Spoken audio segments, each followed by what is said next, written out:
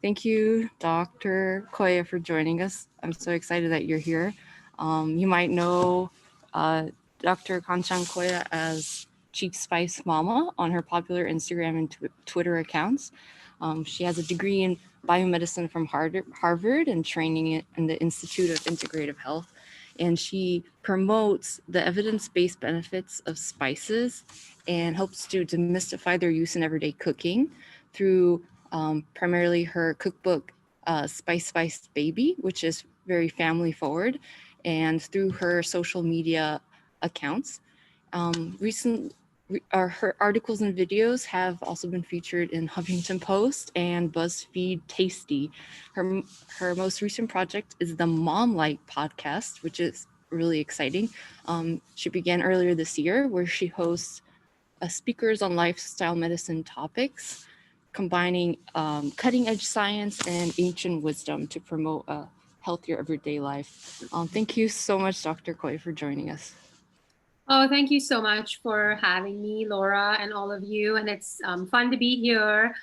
I think, health and wellness generally, and then immunity specifically, is on everybody's mind these days for good reason. And I really see this year has been so challenging, but one of the silver linings, I think, is that it's really made a lot of us sit up and take note of what we can do to empower our health, our immune defenses, when things like pandemics strike or even otherwise. So, hopefully we can see that as a silver lining and just take better care of ourselves going forward. So I'll just kick off if that's cool, unless you wanna, yeah, perfect. Okay, so I was asked to speak about immunity balancing foods and spices, and I have a little presentation, so I'm just gonna share my screen before I jump in. Desktop, one moment. Where did we go? Sorry, you get to see my messy desktop. Oh, here it is. I see it. 1 second. There we go. Okay, amazing. So hopefully you can all see it. Okay, cool. So yeah, I think our immune system and our emphasis on immunity balancing is nothing new. Whether it's the flu season that strikes every winter, or whether it's people just wanting to boost their immunity for a host of reasons, us humans have always looked to nature, natural compounds, food, lifestyle as ways to bolster our immunity. And the truth is, like I said, COVID has really made a lot of people sit up and say, things are going to happen that are outside our control. And what can we do? We can impact what we can control. And what we can control is our immune response, our immune defenses. And the truth is that while you will see studies that talk about, negative outcomes, for example, with COVID or particularly severe disease, having something to do with genetic mutations in certain immune genes, the truth is that we have more power than we realize. So while genes and genetics and hereditary factors definitely play a role, there is no doubt, based on the evidence, that what is far more impactful is what we are doing on a daily basis, whether it's the food we're consuming, the practices in our lives, things that we're paying attention to or not paying attention to that is impacting our immunity. So my goal really with this little presentation and this talk is to empower you with a lot of practical, tangible tips and tools that you can start to put into practice today, so that you can feel confident, not just in the face of COVID. And obviously this doesn't mean we don't do all the necessary things. I see some of you wearing masks and, all the things that we know from a public health perspective can help stem the spread of this disease. We must do that as a sort of collective social responsibility, but we can also focus on our immunity as individuals and just feel confident that we have robust health to handle COVID, flu, and other diseases. So that's my main motivation today. And I hope that you take that away, if nothing else, is this sense of feeling empowered and that you can do a lot. So our immune system is a symphony. And that's something I really want to emphasize. So often when we think about biology and we think about molecular events in our cells, we might fall into the trap of thinking that everything works in a very linear fashion and there are certain immune pathways and we want to activate them or we want to suppress certain ones. The reality is our immune system is probably more complex than we can fully understand or appreciate. And I really like to liken it to a symphony, an orchestra. There's so much interaction. There are so many players involved, and there's so much crosstalk and sort of back and forth between the various molecular players. And this little depiction here is just meant to highlight that. You have multiple arms of the immune system containing multiple components that are involved in activating an immune response. They speak to each other. And on the one hand, you have things like inflammation, which we want in a focused and timely manner to do its job, to clear our bodies of certain pathogens, to take care of certain rogue cells or invaders.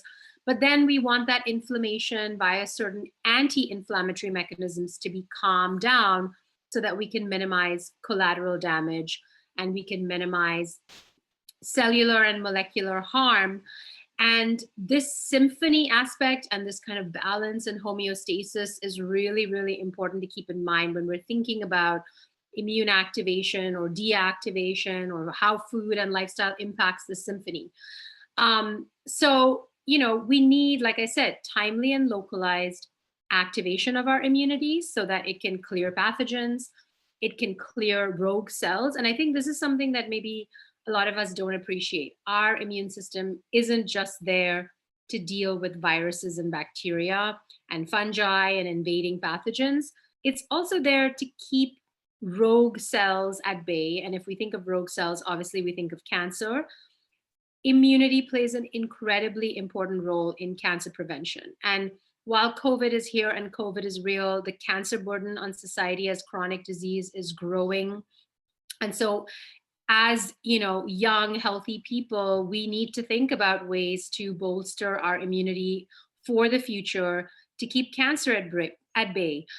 People are surprised to learn that when you do an autopsy on people who have passed away, you will often find millions of microtumors in their bodies. So cancer is arising, or cancerous cells are arising on a constant basis, but our body almost always keeps it in check via our immune response, a cancer-specific immune response. And it's when some of those immune checkpoints are overcome by the cancer is when you start to see kind of clinical manifestations of cancer. So keep in mind that your immune system isn't just keeping pathogens at bay or bugs or coronaviruses at bay, it's also keeping disease at bay internally. And so again, thinking about homeostasis, balance, activation, and deactivation is really important. So the reason we want to focus on deactivation and prevention of chronic inflammation, many of you may know that chronic low-grade inflammation is thought to be at the root cause, or at the root of pretty much every modern day disease, whether it's cardiovascular disease, diabetes, insulin resistance tied to diabetes, metabolic syndrome, even obesity, Alzheimer's, Parkinson's. You can go on and on. You look at any chronic modern day disease, you will find a pro-inflammatory tie to it, which is why you'll hear the buzzwords anti-inflammatory diet, anti-inflammatory superfoods.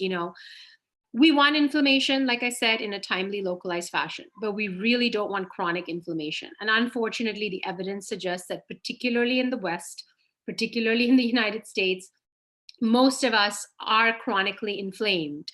88% of Americans have some sort of metabolic dysfunction, probably tied to elevated inflammation. So, when you go to your doctor, you'll get things measured in your blood work like C-reactive protein, which is a biomarker for inflammation. And keeping an eye on those things and recognizing that a lot of what you're doing, eating, not eating, can be impacting your inflammatory status. And we don't want this chronic inflammation because we don't want this kind of chronic wildfire-like state to be fostering modern day diseases.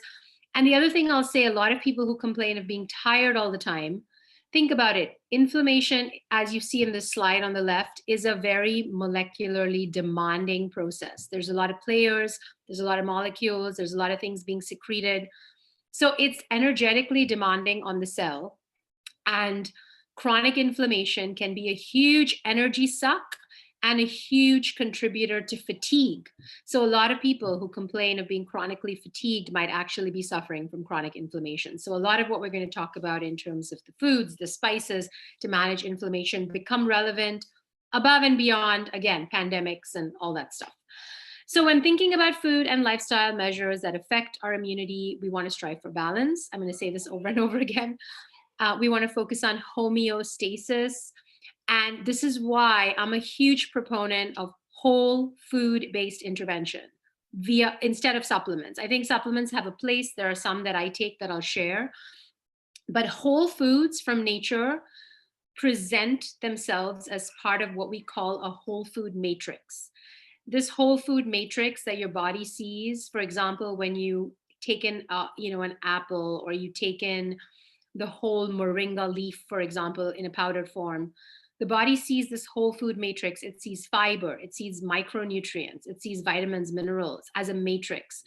And that has a very different effect on our physiology versus like an isolated chemical supplement from moringa, which could be the compound moringin, for example. That's not the only thing your body sees when you eat whole moringa leaves, right?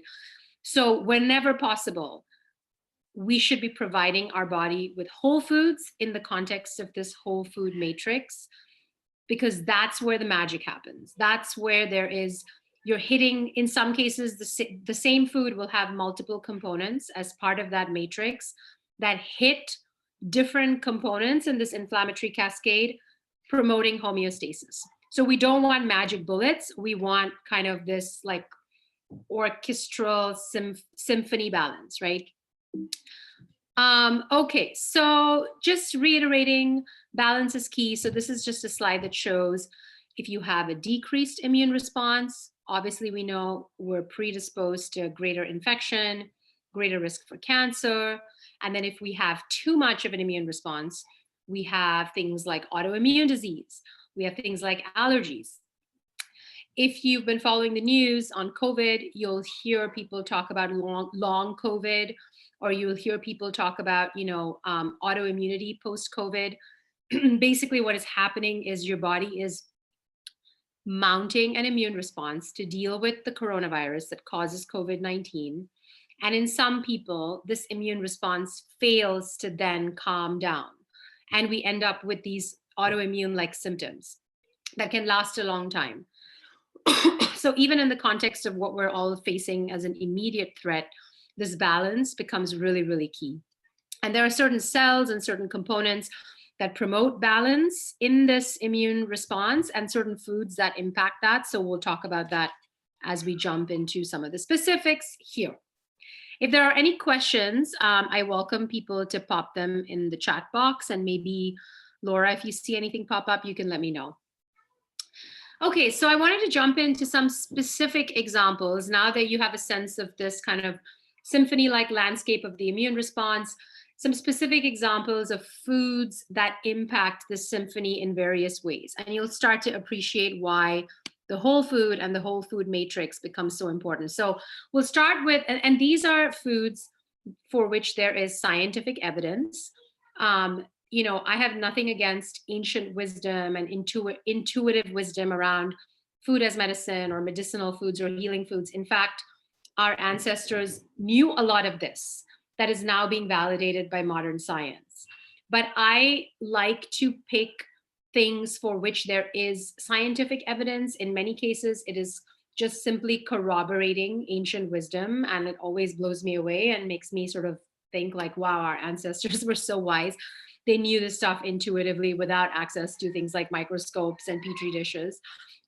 But these are all evidenced by modern science. And if you want to do a deeper dive into immunity boosting foods or just food as medicine in general, I highly recommend a book called Eat to Beat Disease by Dr. William Lee, who's a medical doctor. And it's an incredibly powerful book. It's very evidence-based. And it even has dosages, and we're going to talk a little bit about that, dosages of foods, because oftentimes you'll hear people say this food is healing, this food is health enhancing, and then we don't know how much of it to eat.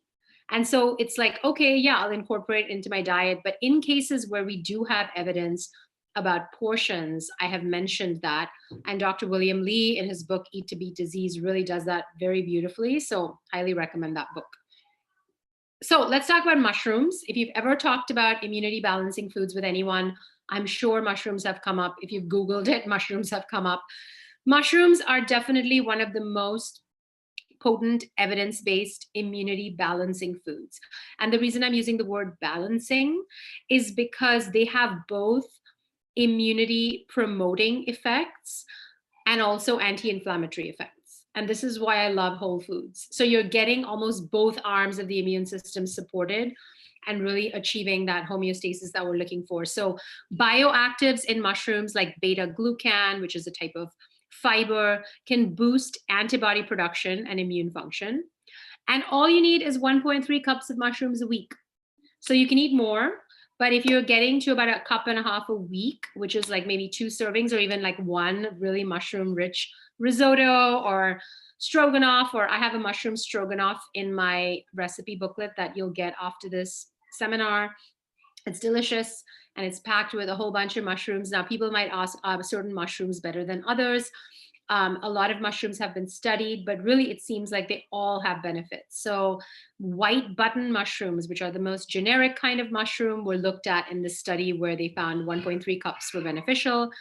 Particular ones that have been looked at are like shiitake, maitake, oyster mushrooms. All these mushrooms are going to be really, really beneficial. So cook with mushrooms, eat them more often, you're going to be better off. There's also some evidence that they can promote cancer-specific immunity. So really, really powerful for cancer prevention as well. Second food that will always come up in any kind of immunity boosting list, and for good reason, is garlic. So garlic contains a plethora of compounds, but interestingly, aged garlic, which funny enough has become quite a thing in culinary circles. So black garlic, it's called. You can buy it online. You can buy it at farmers markets. It's basically garlic that has been dried and heated in very specific temperature and humidity conditions to become aged, if you will. It literally turns black and oily, like a very slow roasted garlic. It seems like aged garlic retains certain bioactive compounds like apigenin, sorry for the typo there, and has been studied for its ability to boost T cells and natural killer cells, which are, again, critical arms of the immune system. And we're going to talk about this in a second, but garlic also contains compounds that are very beneficial for the microbiome and for gut health. Sorry, that's my toddler, 2020, working from home. We're going to talk about the intersection of immunity and gut health in a second. Just give me 1 second. I'm just, okay, she's fine. Oh my goodness, she's 3 years old. So definitely challenging to know that mommy's downstairs giving a presentation and I have to stay away from her. Oh, she can join if she wants. I know. Noor, you can come down if you like. Okay. All right. So eat fresh garlic for sure. It's super helpful. But also if you can get your hands on black garlic or aged garlic, farmers markets are great spots. You can Google it and buy it online. It's delicious. So that's why it's such a hit in culinary circles and you're getting all these incredible benefits. Extra virgin olive oil. Okay. Sorry, I have a quick question about the black garlic before you continue. Is that okay? So I like to use black garlic, but I found that there's like a huge difference in price between organic black garlic and regular black garlic. It's like 3 or 4 times the price. Does it matter? It's a great question. You know, I think for certain foods where there is a lot of contact between the pesticide and the food, like for example, apples, which are very thin-skinned, or what's another one, like berries, grapes. I'm a bit of a stickler in those cases for organic because the pesticide is really contacting the flesh of the fruit or the vegetable. With garlic, you have multiple layers of separation, right? Like you have the whole garlic, you know, bulb, and then you have each pod with the skin on it. So I would say you can probably get away in the case of garlic with inorganic or not organic, and it should be fine. Yeah, great question though. Okay, extra virgin olive oil, no surprise. But there is an interesting study that showed that enjoying extra virgin olive oil for just 3 months can boost T cell function and T cell number. And then on the other hand, going back to that whole food matrix point, extra virgin olive oil also contains bioactives like hydroxytyrosol and oleocanthal, which are anti-inflammatory. So again, you're seeing that example of a natural food, a whole food matrix with multiple micronutrients or polyphenols or phytonutrients, all fancy speak for plant-based compounds that impact different arms of the immune system, giving us that balance that we're seeking. With olive oil, one of the biggest myths that I encounter is that you shouldn't cook with olive oil. I think it's a myth, unfortunately. Definitely, olive oil does have a lower smoke point than something like high heat stable avocado oil. But the smoke point is a lot higher than people think. And moreover, the research shows that if you can find extra virgin olive oil, and you know it's extra virgin and really good when it kind of catches the back of your throat a little bit with that peppery bite, that's when you know a lot of these bioactive compounds are intact and they haven't been stripped away. And these polyphenols will protect the olive oil from turning into toxic byproducts at high heat. And if you look at the Mediterranean, or if you look at the blue zones, which are like Icaria, Greece, or Sardinia, Italy, which are, parts of the world with communities that live into their hundreds, and they've been studied for diet and lifestyle that contribute to longevity. Sardinia, Icaria, Greece, cook with olive oil. So I love to cook with olive oil. I would say if I'm going above 400 Fahrenheit, I will use avocado oil, but I definitely use olive oil for up to 400 for sauteing, and definitely in dressings as well. And always go for extra virgin with that peppery bite. You don't want the oil to be smooth because then it's kind of been refined. So olive oil, big fan. Okay, the other really interesting compound that is very immune balancing is ellagic acid. It can boost anti-tumor immunity. So this is really interesting, again, in terms of cancer prevention. It's found in things like strawberries, raspberries, blackberries, black raspberries, pomegranate, guava, pecans. So all great foods for us anyway, but kind of upping the berry game and pomegranate game to boost immunity is not a bad idea. There is a study that looked at the ability of a cancer patient to respond to cancer immunotherapy. And they found that when they gave that patient pomegranate extract, they were able to impact the population of certain gut bacteria. So the way some of these micronutrients might be impacting our immune system is via the microbiome, which we're going to talk about in a second. And again, reinforcing this idea that our immunity and our gut health is sort of inextricably linked. So now getting into a couple of spices, chili peppers, no surprise. Chili peppers contain a compound called capsaicin, which can boost white blood cell and antibody production, but also is anti-inflammatory. Again, like I sound like a broken record, but these foods are so incredible in that they can do that. If you don't like chili peppers because you don't like heat, you can use something like sweet paprika or smoked paprika, which contains a compound that's a cousin of capsaicin. So it still has similar benefits, but it won't give you that same kind of heat if you don't like. Just 1 second. No, you want to go up and watch? You want to watch some Garfield? Yeah, go ahead. The ever effective solution. Yeah. Go tell Jessica that I said you guys can watch TV. All right. Star anise. So cute. Keeping it real. Oh my gosh. So star anise is a really interesting spice. It's part of my favorite chai blend. If you guys are familiar with the antiviral drug called Tamiflu, the starting point in the synthesis of Tamiflu in the pharmaceutical production is a compound called shikimic acid, which comes from star anise. And when you combine that with quercetin, which is another really powerful compound that's got a lot of attention right now for COVID, because there's some interesting data on quercetin and its ability to prevent severe COVID outcomes.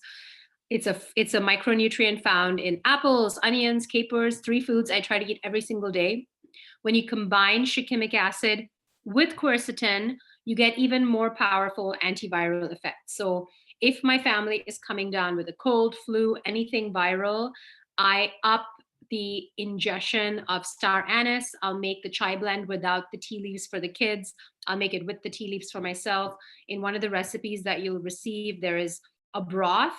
It can be made with chicken or vegetarian or vegan, and it has star anise mixed with onion. This is almost always the foundation of the Vietnamese broth called pho. It has onion and star anise. So again, going back to our ancient cultures that just kind of knew how to combine foods in medicinal ways, which is super cool. So in addition to having these antiviral effects, star anise will also help curb inflammation again. Moving on to one of my favorite, again, daily foods that I try to eat or drink every single day is matcha or green tea.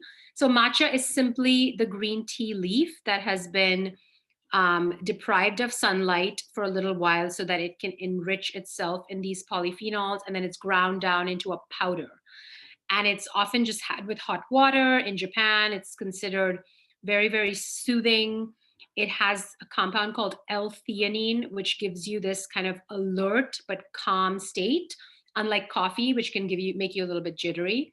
It's very energizing, but most importantly, it contains this very powerful catechin called EGCG, which boosts T regulatory cells. And if you remember in the presentation here, we talked about this balance in the immune response.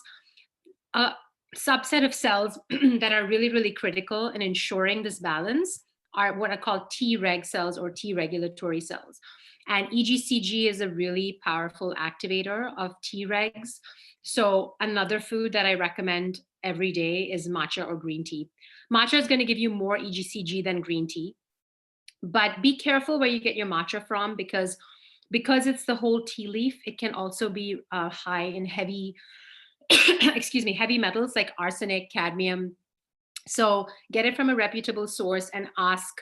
You can email the brands if you buy your matcha and ask them if they've tested for heavy metals.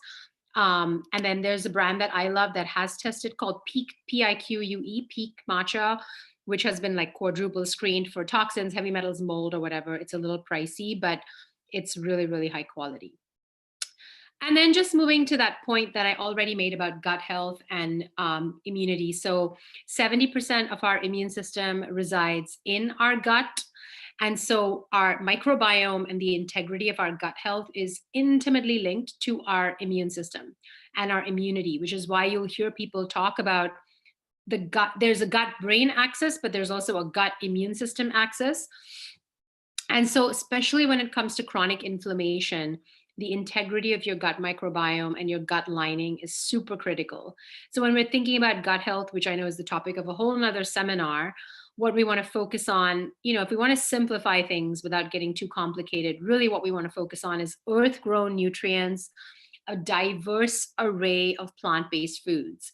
The Human Gut Project, which was a project looking at what are some of the factors that influence gut health integrity, basically found that the diversity of your microbiome increases as you increase the diversity of plants in your diet. And if you, look at indigenous cultures who live and forage and hunt and gather, they eat a very, very highly diverse plant-based diet.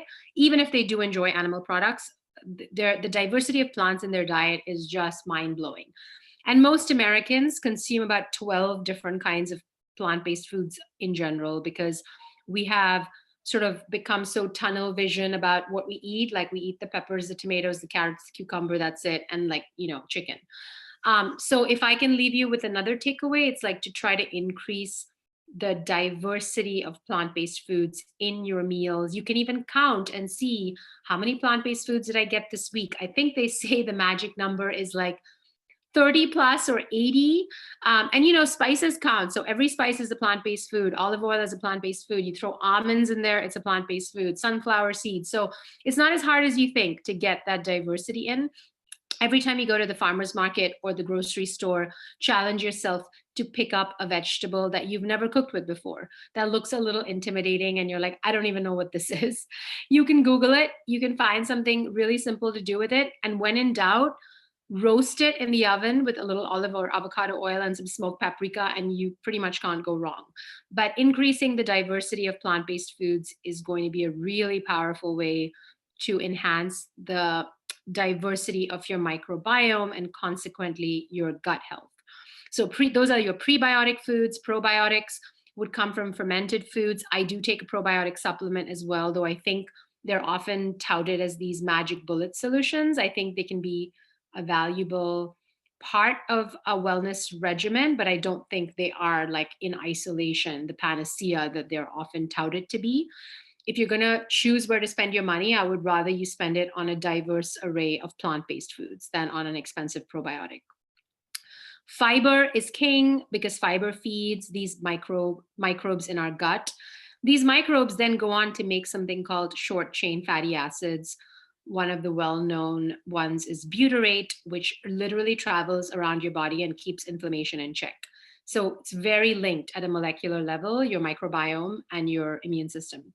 Lentils, beans, whole grains, veggies, fruits, nuts, seeds, all these things that you've all heard are longevity foods, part of the Mediterranean diet, basically part of every health boosting diet, are also going to boost your gut health and your immunity. So just going back to some of these immunity supporting foods, you know, we talked about mushrooms.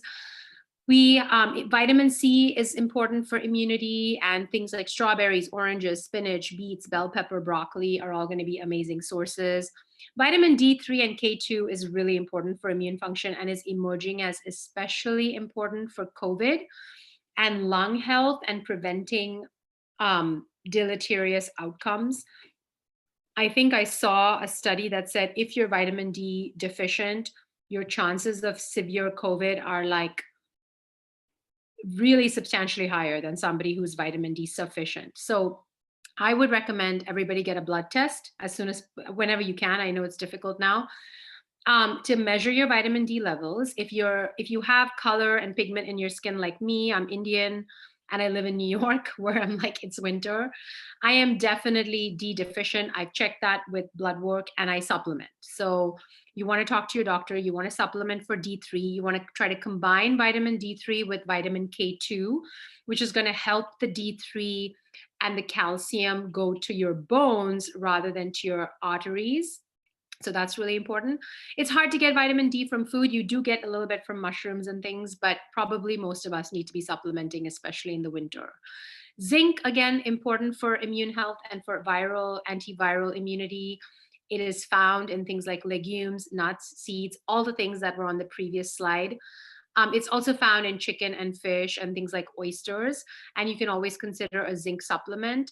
If you find yourself infected with a virus, any virus, and you're having all the symptoms, increasing the zinc can really help, and you should talk to a doctor about that. So when I am faced with an infection, I will increase zinc, vitamin D, and vitamin C in supplement form.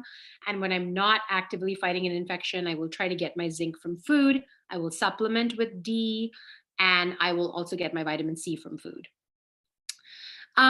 Just going back to the spices. So I mentioned a couple in the earlier slide, but of course we have a lot more that impact inflammation, but can also boost immunity or do both, which is even better. So turmeric, of course, no surprise, always pair it with black pepper so that it can be more bioavailable. Ginger is really, really powerful for inflammation management, but also immune and gut health. Lemongrass, which you can find at a lot of local bodegas in New York. I make a tea of fresh turmeric, ginger, or lemongrass, and it's absolutely delicious. Or you can put it in a broth. The broth that I'll be sending you as part of the recipes has all three. Holy basil, black peppercorn, and I can send this presentation as well so that you have access to this list. sumac, moringa, cumin, coriander, fennel, star anise, cayenne paprika, clove, cinnamon, garlic, onion. These are all going to be really immune balancing. If it feels overwhelming, the recipes will hopefully be a good starting point for you. So you can see how it is actually not that hard to incorporate these spices and herbs in your daily kind of routine. And then I would be missing something very important if I didn't touch a little bit on lifestyle measures that are hugely powerful and impactful for immune health. So sleep, we know that one night of poor sleep can affect your immune response and it can increase inflammation. So both of the things that we don't want. Stress, again, huge factor. I can tell you that you can be doing everything else right, but if you don't have some sort of stress management technique or toolkit that you can deploy when the stress gets crazy, which is definitely happening in 2020, it can undermine a lot of your efforts in the food and lifestyle department. So definitely things like deep breathing, music, short walks in nature, outside, just not being sort of constantly caught up in the rat race is really, really important. So we all need a toolkit. It has to have multiple tools because stress is such a challenging aspect of modern life, but it can have a huge impact on cortisol levels and our immune response.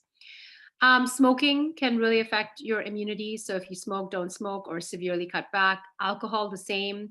Mindful consumption of alcohol. One drink can affect your sleep cycle, which can have a negative effect on immunity. So, these are all not like very kind of exciting things to discuss, but they are important to keep in mind while we focus on the foods and other things.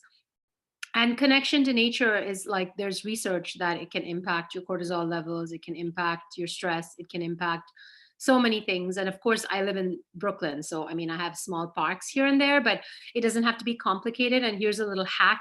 If you find it hard to get into nature, even looking at images of nature can be very restorative. There's actually studies that show that, which is cool. So, maybe set aside 5 minutes to listen to some really nice music and like look at your favorite next holiday destination to just kind of calm that fight or flight response.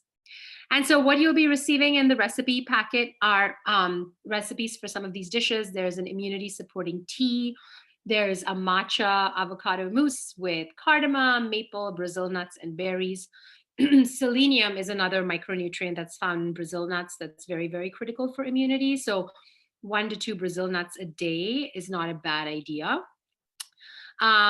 There's a citrus fennel salad with a champagne vinaigrette. There's the mushroom stroganoff with spices with black garlic and walnuts. There's a lentil soup, a Southern Indian inspired lentil soup called mulligatawny soup with mustard greens and apples. So I took all those foods that I had listed and I tried to create some really delicious recipes so that you feel empowered. Okay, I have this list of foods. What do I do now?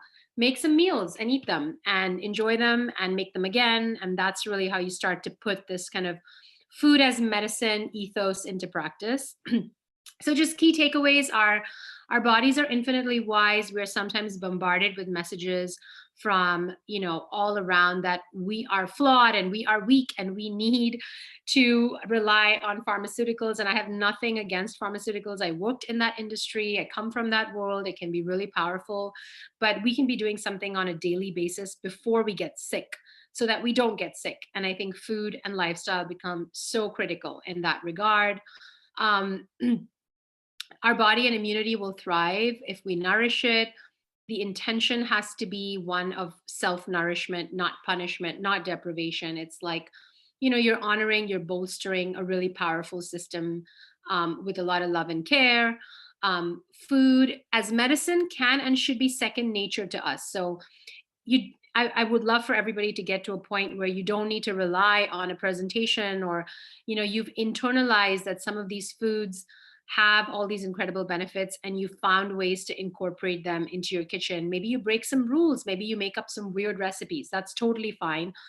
It should be second nature. We should be incorporating these things all the time. Lifestyle can be as powerful, if not more powerful than food.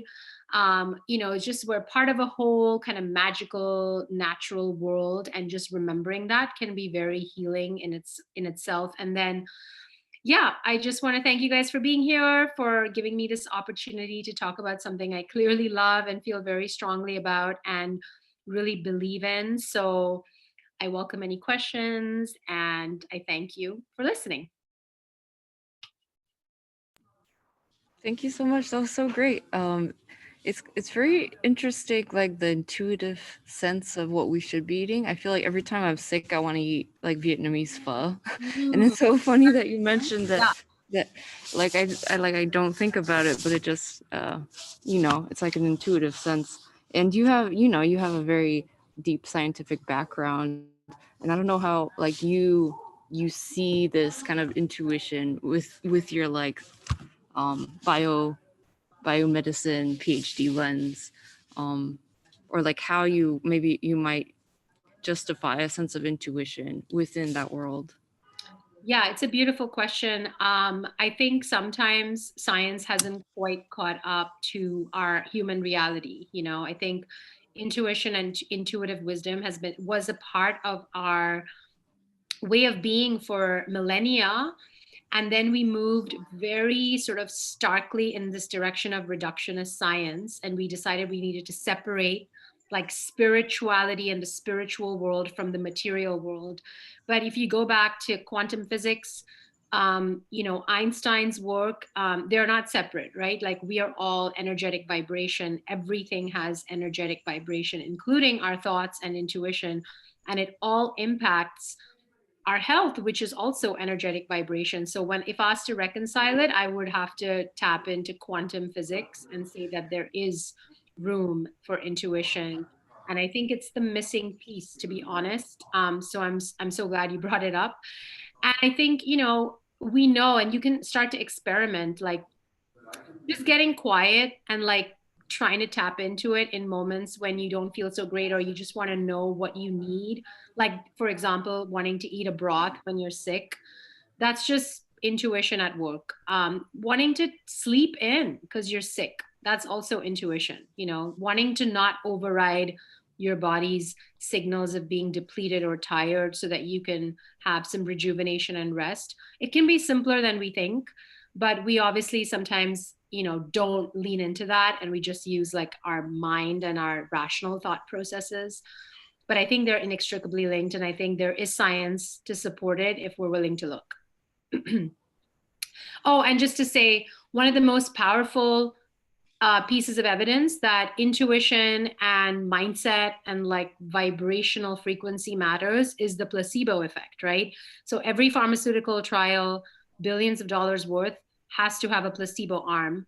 And people get well, 33% improvement usually on average in the placebo arm. Why? They're getting water pills most of the time or sugar pills or something, right? So if people feel like they're being given something that's healing, they will get better without the actual thing.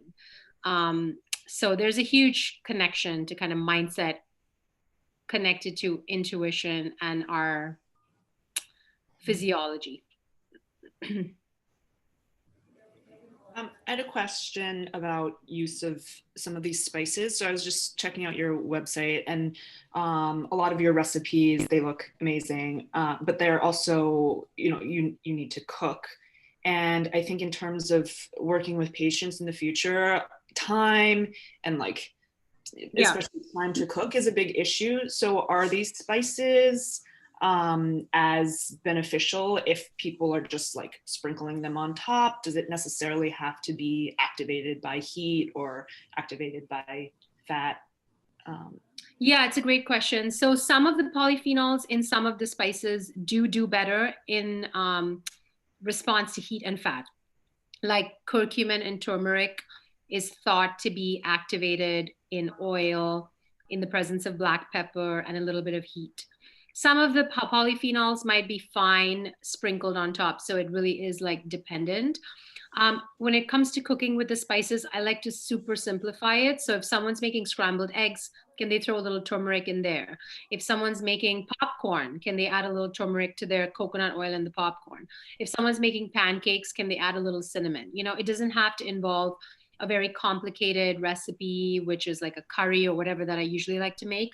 I also really try to suggest ways in which we take our everyday favorites that we're always making that are not complicated and add spices to those. And then, yes, I sprinkle those same spices on things like salads, on top of my soup. Even if it's a store-bought soup, maybe you can sprinkle a little cumin, coriander, and cayenne on your store-bought soup.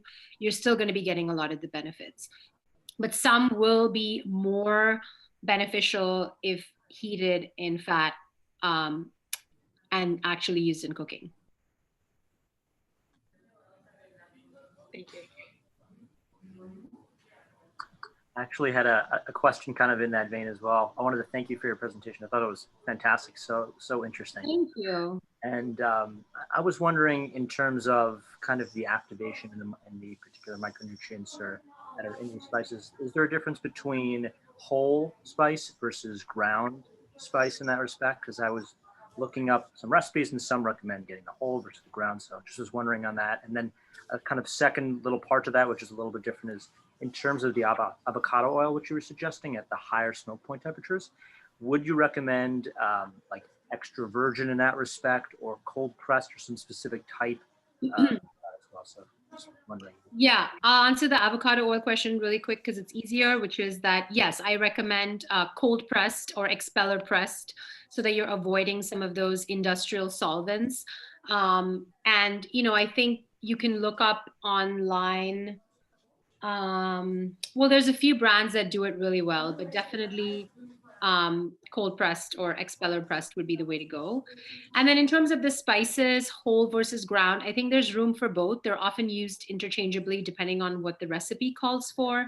When you take a whole spice and you grind it down into the powder, you're like kind of activating a lot of the volatile compounds. And because they're volatile, they're going to start to evaporate and lose potency and some of their kind of beneficial polyphenols faster once they're in the ground form. So if you're buying whole spices, for example, you're going to get, they have a longer shelf life. You can keep it longer. You can keep it in the fridge. Once you grind that spice into a powder, I usually suggest people use it within 3 to 6 months. There is evidence that over time, you're going to get deterioration or loss of some of the potent volatile compounds just because they are volatile. And you're increasing their volatility once you grind the spice down, if that makes sense. Keep it in an airtight container away from heat and light. Use it within 6 months. And I avoid buying pre-ground spices when I can. So for example, cumin and coriander, I'll buy the seeds and I'll grind them myself in a little $20 Cuisinart coffee grinder that I use for spices. And that you'll be able to tell the difference. I mean, you will smell aromas that you will never get from a pre-bought ground spice because it's probably been sitting on the shelf of that grocery store for a few months, and who knows how long it's been ground in that powdered form between kind of supplier and, you know, shelf. So not to say that you should never buy pre-ground spices. I tell people whatever's going to make you use more spices, do that. If pre-ground is your starting point, do that. If you decide you want to try one day to grind your own cumin just to experiment, do that. You're still getting benefits. It's just like, you know, levels, or like it's a spectrum. Thank you. That really that definitely makes sense. Thank you.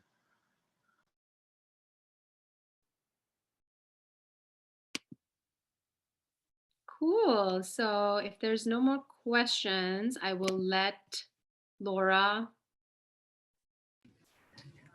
Yeah, I just had one quick question. It's really impressive what you do, like with social media to reach people. And I guess my question is, how do you reach people that don't already kind of know about this stuff? That might have, like, you know, that don't already follow you. Like, how do you expose people that are totally unaware or haven't, you know, researched it as much about these topics? What is your yeah? I mean, so you know, I think every social media digital creator, or every digital creator who has social media presence, is trying to grow their following and reach more people. So I'm not alone in that sort of endeavor. I think word of mouth is really powerful. So if people learn from me, they will suggest that their friends or family follow me. I get a lot of, someone said, what about the geriatrics? Yeah, I get a lot of young women who then recommend to their parents or moms usually that they should follow me. And I mean, I'm not the only one. There's so many amazing like health and wellness creators out there.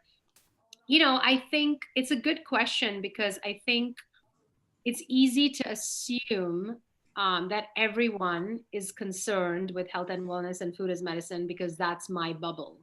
But the reality is, most people are barely even close to thinking about these things because they are trying to make ends meet and just put food on the table, and they don't have access to fresh food, or they might not know what to do with it. So I think it's a really important thing for us to think about as kind of health and wellness creators, is how do we reach a wider audience and have a bigger impact and move out of this kind of bubble of superfoods and things that feel like unreachable or inaccessible to the average person who really is the one that needs them. I mean, I think that's the other thing that COVID has really shone a light on, is the discrepancy in outcomes based on socioeconomic status, race, all those things. And the people who really need this the most are not even looking for it on social media. So it's a challenge. And I don't have any answers, but I think small things like my son goes to a public school in New York, and they have something called Green and Healthy Night. And of course, his school is like very progressive and informed, but trying to have a little presence there and talk to parents who of public school kids, or there's like lots of cool organizations that just support like health and wellness and nutrition education. But yeah, it's a struggle. I don't know how to reach the people I really should be helping. Yeah. It's like the worried well, they love to follow all these accounts, but they actually don't need as much of the help. Yeah. That's a good point though. With school organizations, yeah, you could probably reach the children or the parents of the children if you do a school event. Mm-hmm.